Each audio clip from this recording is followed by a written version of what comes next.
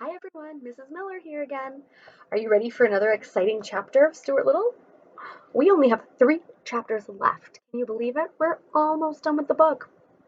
I wanted to mention, because I don't think I have before, that this is a very old book. This book was written in 1945. That's almost 100 years ago. Can you believe it? So you've probably noticed that some of the language is a little different and some of the things that they talk about don't really exist in today's age. Stuart has a very unique way of speaking. And I think even when this book did come out in 1945, Stuart's language and the way that he speaks was unique even then. But now it's even more unique. And you're really going to hear the way he speaks in this chapter. And it might get a little confusing, and that's okay. We'll just do our best to get through it. This is a little bit of a longer chapter, so I don't have our story map up, and I don't have any activities planned for today. We're just going to listen to the chapter. The chapter before was kind of strange. Remember chapter 12? He ends up being a substitute teacher in a classroom, and they don't do any actual lessons. They just have a conversation about how Stuart wants to be king of the world, and then there's some weird peer pressure where he kind of practices these rules that they made, and he makes one of the kids take something away from one of the other kids. And it was a little bit strange and kind of silly. And I think a lot of this book is that way.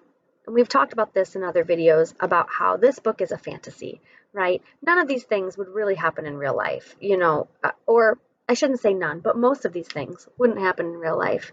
And that's a fun kind of book to read because sometimes it's nice, especially while we're stuck at home right now. It's kind of nice to have a book that takes us on these really grand adventures and puts us in these situations we normally wouldn't be in and kind of takes us on this really cool journey that we can picture in our minds while we're at home on our couch. So let's read chapter 13, Ames Crossing. Here we go. In the loveliest town of all, where the houses were white and high and the elm trees were green and higher than the houses, where the front yards were wide and pleasant and the back yards were bushy, where the streets sloped down to the stream and the stream flowed quietly under the bridge, where the lawns ended in orchards and orchards ended in fields and the fields ended in pastures and the pastures climbed the hills and disappeared over the top.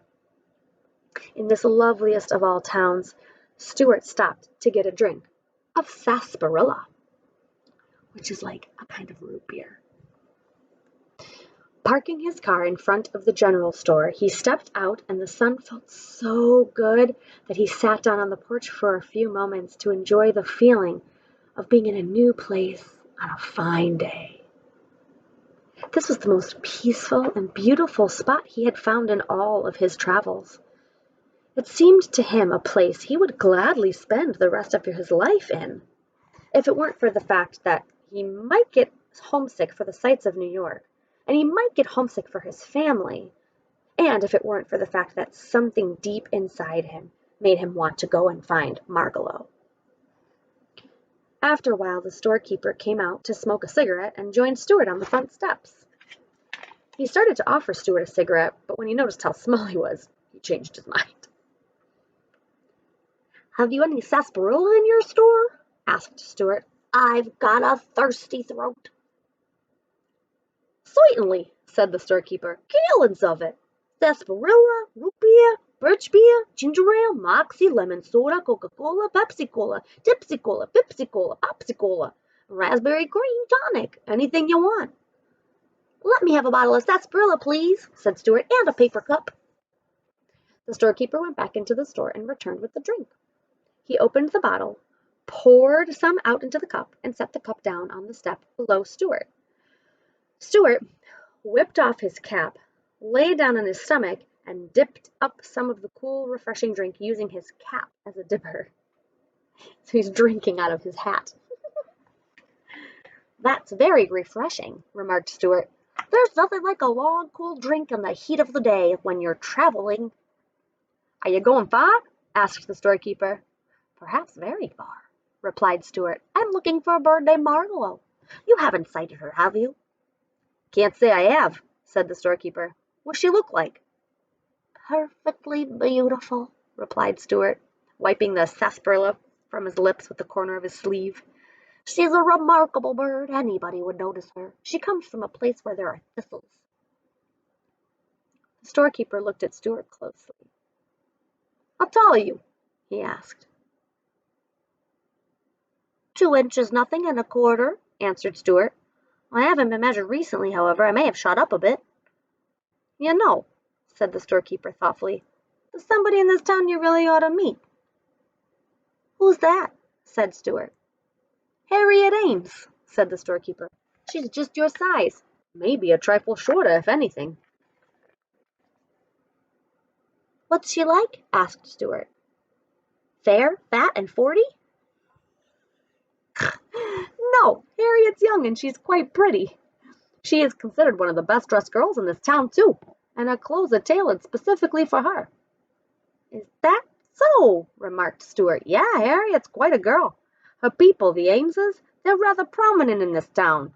One of her ancestors used to be the ferryman here in Revolutionary days. He'd carry anybody across the stream. He didn't care whether they were British soldiers, American soldiers, as long as they paid their fare. I guess it did pretty well. Anyway, the Ameses have always had plenty of money. They live in a big house with lots of servants. I know Harriet will be very much interested in meeting you." "Well, that's very kind of you," replied Stuart, "but I'm not much of a society man these days. Too much on the move. I never stay anywhere long. I blow into a town and blow right out again. Here today, gone tomorrow. The highways and the byways are where you'll find me, always looking for Margalo. Sometimes I feel I'm quite near to her and that she's just around the turn of the road. Other times I feel I'll never find her and I'll never hear her voice again. Which reminds me, it was time I was on my way."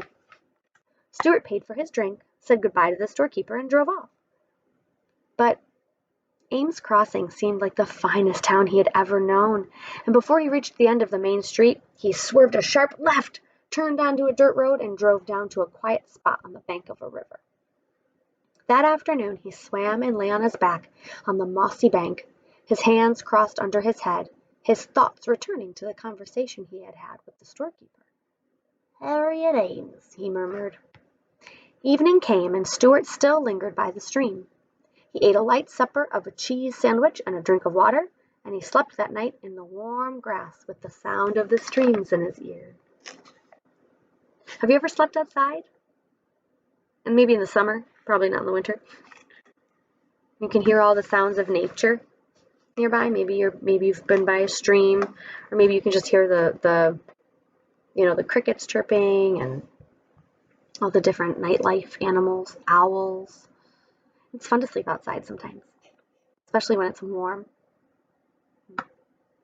In the morning, the sun rose warm and bright, and Stuart slipped into the river again for an early dip. After breakfast, he left his car hidden under a skunk cabbage leaf and walked up to the post office. While he was filling his fountain pen from the public ink well, remember we talked about how you used to have to write with an ink, the ink was outside the pen. So there's a public ink well, and he's dipping his fountain pen. He happened to glance toward the door, and what he saw startled him so he almost lost his balance and fell into the ink. A girl about 2 inches high had entered and was crossing the floor toward the mailboxes.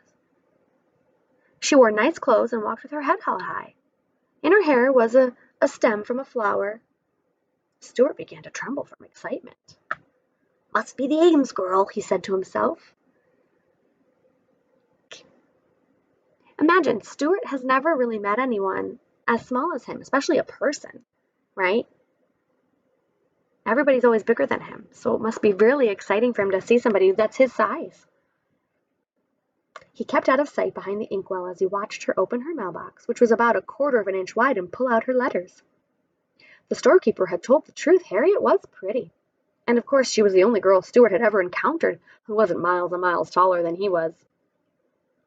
Stuart figured that if the two of them were to walk along together, her head would come a little higher than his shoulder. The idea filled him with interest.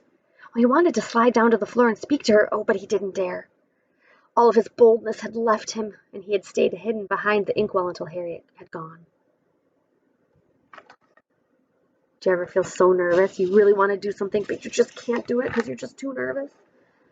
Once he was sure that she was out of sight, he stole out of the post office and walked down the street to the store, half hoping he would meet the beautiful little girl and half fearing that he would. "Have you any engraved stationery?" he asked the storekeeper. "I'm behind on my correspondence," which means he needs to write a letter. The storekeeper helped Stuart up onto the counter and found some paper for him, small paper marked with the initial L. Stuart whipped out his fountain pen and sat down against a 5-cent candy bar and began a letter to Harriet. "My dear Miss Ames," he wrote, "I am a young person of modest proportions. By birth I am a New Yorker, but at the moment I am traveling on business of a confidential nature. My travels have brought me to your village. Yesterday the keeper of your local store, who has an honest face and an open manner, gave me a most favorable report of your character and appearance.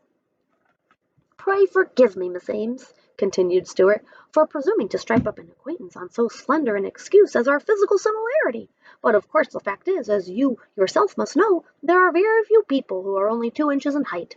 I say 2 inches, though actually I am somewhat taller than that. My only drawback is, I look something like a mouse. I'm nicely proportioned, however, and also muscular beyond my years. Let me be perfectly blunt. My purpose in writing this brief note is to suggest that we meet. I realize that your parents may object to the suddenness and directness of my proposal, as well as my somewhat mouse-like appearance, though I think probably it might be a good idea if you just didn't mention the matter to them. What they don't know won't hurt them. Being an outdoors person, I am camped by the river in an attractive spot at the foot of Tracy's Lane. Would you care to go for a paddle with me in my canoe? How about tomorrow afternoon, toward sundown, when the petty annoyances of the day are behind us and the river seems to flow more quietly in the long shadows of the willows? These special spring evenings are designed by architects for the enjoyment of boatmen. I love the water, dear Miss Ames, and my canoe is like an old and trusted friend." Stuart forgot in the excitement of writing to Harriet that he did not own a canoe. "If you wish to accept my invitation, be at the river tomorrow about 5 o'clock. I shall await your arrival with all the eagerness I can muster. And now I must close this letter and catch up with my day. Yours very truly, Stuart Little." After Stuart had sealed his letter in an envelope, he turned to the storekeeper. "Where can I get hold of a canoe?" he asked. "Right here," replied the storekeeper. He walked to a souvenir counter and took down a little birch bark canoe with the words "Summer Memories" stamped on it. Stuart examined it closely. "Does she leak?" asked Stuart. "It's a nice canoe," replied the storekeeper. "It'll cost you 75 cents. Stuart took out his money and paid the man. Then he looked inside the canoe and noticed there were no paddles. "What about paddles?" he said, making his voice sound businesslike. The storekeeper hunted around among the souvenirs, but he couldn't seem to find any paddles, so he went over to the ice cream counter and came back with 2 little cardboard spoons. You know, the kind that you use for eating ice cream at picnics. "Now, these'll work out all right as paddles," he said. Stuart took the spoons, but was disgusted by the looks of them. "They may work all right," said Stuart, "but I would hate to meet an American Indian while I had one of these things in my hand." Whatever that means. The storekeeper carried the canoe and the paddles out in front of the store and set them down in the street. He wondered what this tiny boatman would do next, but Stuart never hesitated. Taking a piece of thread from his pocket, he lashed the paddles to the thwarts, swung the canoe lightly up on his head, and walked off with it as calmly as though he were a Canadian guide. He was very proud of his ability with boats, and he liked to show off. There's the picture of him walking off with his boat. And that's the end of the chapter. There you have it. So he wrote a letter to Miss Harriet Ames asking her to, or inviting her to a canoe ride with him, and then he realized he didn't have a canoe, so he bought one. So, what do you think might happen? Do you think that she's going to get the letter? Do you think she'll show up? Do you think they're going to have a nice day together? Go in the canoe? He really likes the town. He's thinking about maybe staying there. But he also really wants to look for Margalo, so maybe Stuart will have to make a decision. Well, that's it for today, friends. See you next time.